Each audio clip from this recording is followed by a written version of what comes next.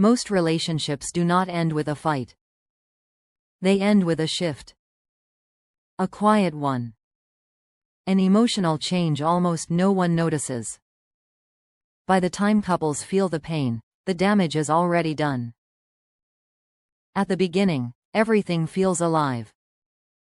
Attention is effortless. Connection feels automatic. Both people try without thinking. But over time, something subtle changes. The conversations lose depth. The laughter becomes routine. Touch becomes optional. Presence fades. This is not because love disappeared. It is because emotional roles quietly shifted. Most couples never talk about this moment. Most couples never see it coming. And most couples realize it only when it is too late. There is a point in every long relationship where attraction stops being fueled by desire and starts being fueled by comfort. Comfort feels safe.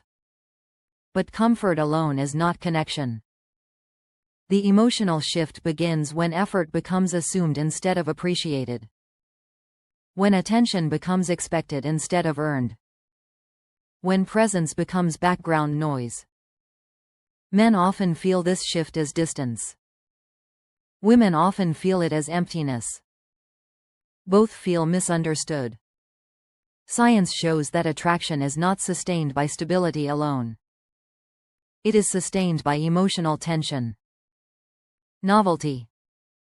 Intentional attention. The brain releases dopamine during uncertainty and engagement. Not during predictability. Not during emotional autopilot.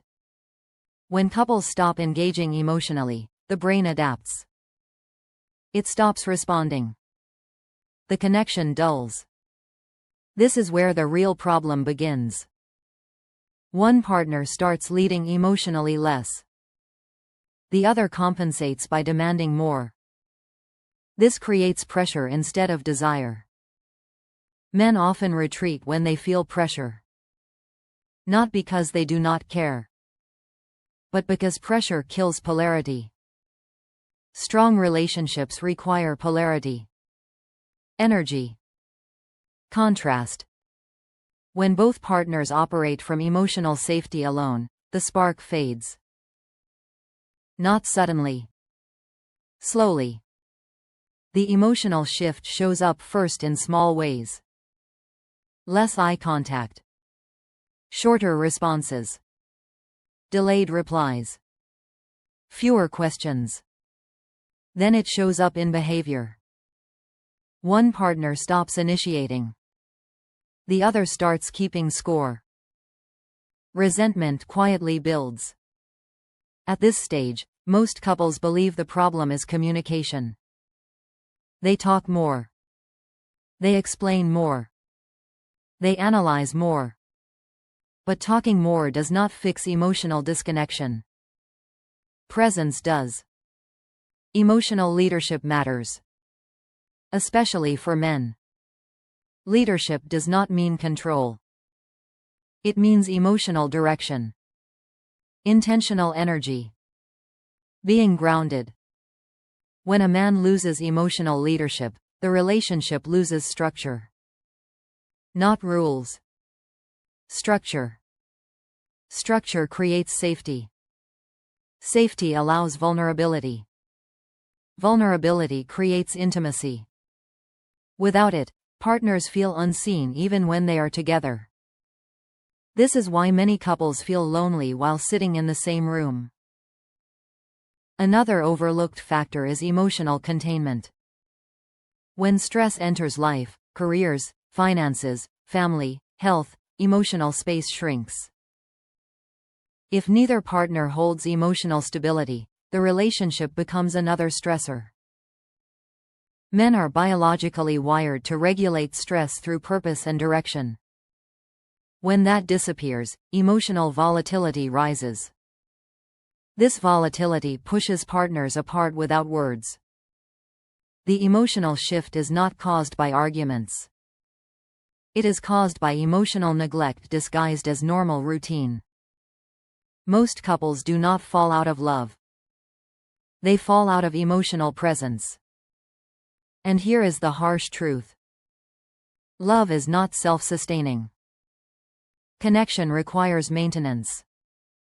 Attraction requires intention. When couples stop dating each other emotionally, desire fades. This does not mean grand gestures. It means focused attention. The nervous system responds to presence. Not words. Not promises. Eye contact.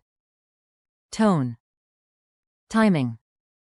Men who understand this maintain attraction longer. Not by chasing, but by leading with calm confidence. The emotional shift also affects intimacy. Sex becomes mechanical, predictable, disconnected. The body responds to emotional safety and emotional excitement.